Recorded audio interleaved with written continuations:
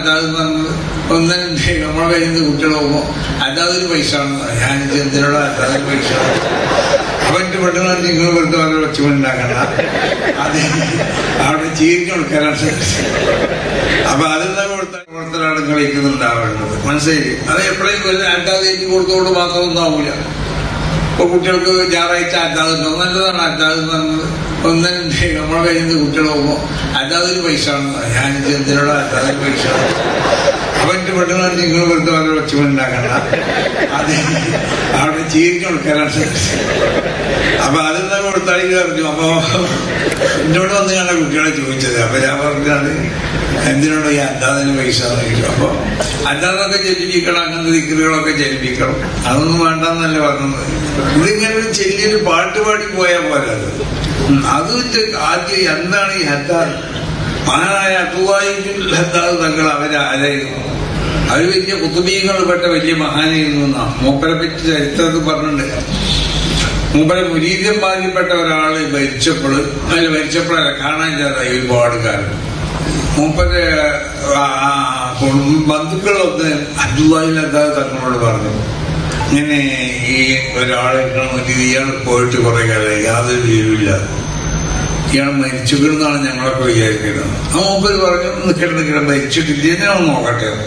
മൂപ്പര് കുറച്ചേരം ഇങ്ങനെ തല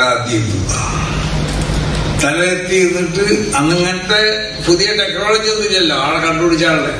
മൂപ്പര് കുറച്ചേരം തല എത്തിയിരുന്നു. പിന്നെ അബ്ദുല്ലാഹിബ്നുൽ ഹദ്ദാദ് തങ്ങൾ ആ മരിച്ചിട്ടില്ല കേട്ടോ, എന്റെ സ്ഥലത്ത് നിന്നാണ് മൊത്ത ദിവസം കൊണ്ട് ഇവിടെ എത്തുന്നത്.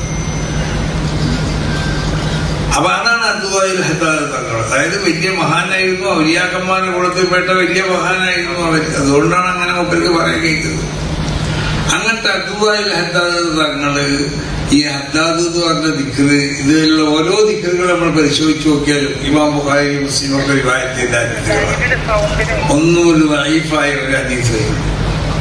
അങ്ങനെ മൂപ്പര് ഹറമിലുള്ളയും മദീനത്തുള്ളയും 40ഓളം പണ്ഡിതന്മാരെ മുന്നിൽ ഇത് അവതരിപ്പിച്ചതിന് ശേഷമാണ് ഇത് ചൊല്ലാൻ വേണ്ടി കുത്തുബീതങ്ങളെ ഹദ്ദാദിനെ പറ്റിയൊക്കെ കേട്ടില്ലേ?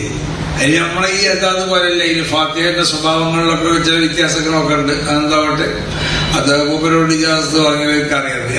എന്തോ നമ്മളെ ചെല്ലുന്ന ഹദ്ദാദ് അങ്ങനെ ചെല്ലിക്കോളി. ഇത് വേറെ അതിന്റെ അധികാറുകളിലൊന്നും വ്യത്യാസമില്ലെങ്കിലും മൂപ്പരെ പറ്റി പറയുന്നുണ്ട്. കുത്തുബീതങ്ങള് പ്രായമായ കാലഘട്ടത്തിൽ മൂപ്പർ ചുക്കളിയിൽ വീഴ്ചന്നാണ് അല്ലാതെ കേൾക്കാൻ വേണ്ടി ഒരുപാട് ആളുകൾ അല്ലാതെ ചെല്ലാൻ വേണ്ടി അവിടെ വന്ന് കൂടുന്നതാണ്. നാട്ടിലുള്ള ഒരു 10, 20, 30 ആൾക്കാരുണ്ടോ. മൂപ്പര് നിസ്കരിച്ച് കഴിഞ്ഞാൽ അവിടെ ആ ഫാത്തിഹ പറയുന്നതിന് ഭയങ്കര ഒരു ഗൗരവമാണ്. അങ്ങനെ ആ ഹദ്ദാദാണ് ചെല്ലൽ തുടങ്ങിയാൽ മൂപ്പർക്ക് പിന്നെ ഒന്നും അറിയില്ല. അങ്ങനെ മൂപ്പരെ പേരിൽ പഴയ കാലത്ത് പൊരന്റെ മുകളിൽ മത്താട്ടാന്ന് ചെറിയൊരു ജനാലുണ്ടാവും. അതിന് ഗ്ലിസ്സൊന്നും ഉണ്ടാവില്ല, അല്ലെങ്കിൽ അയ്യും ഉണ്ടാവില്ല. അപ്പൊ അതിക്കൂടെ ഒരു കുട്ടി കീപ്പെട്ട് പോകും കളിച്ചുകൊണ്ടിരിക്കുമ്പോൾ. പുള്ളിന്റെ തല കുട്ടി എന്തൊക്കെ സംഭവിച്ചു, പച്ചിമുളിയായി മുന്നിൽ എത്തുന്നവരൊക്കെ ഓടിപ്പോയി. അങ്ങനെ മൂപ്പര് ഹദ്ദാദ് കഴിഞ്ഞ് ദുആ കഴിഞ്ഞ് നോക്കുമ്പോ ആരും കാണുന്നില്ല. അപ്പൊ എന്തിവിടെ സംഭവിച്ചെന്ന് വെച്ചു, ഇങ്ങനെ കുട്ടി വീണെന്നായി ആരോ പറഞ്ഞോ. അപ്പൊ അതായിരുന്നു മൂപ്പര് ഹദ്ദാദിന്റെ സ്വഭാവം നടന്നത്. അതുകൊണ്ടുള്ള ഹദ്ദാദ് പാമ്പ് അടിച്ച വിഷം ഉണ്ടാവില്ല. മൂപ്പര് ഇപ്പൊ ഒരു പാമ്പ് അടിച്ചു തന്നെ നടന്നത്. പിന്നെ മൂപ്പര് രാത്രി സദ്യക്ക് പോവാണ്. മൂപ്പര് വലിയ പോലെമാരൊക്കെ ഉണ്ട്.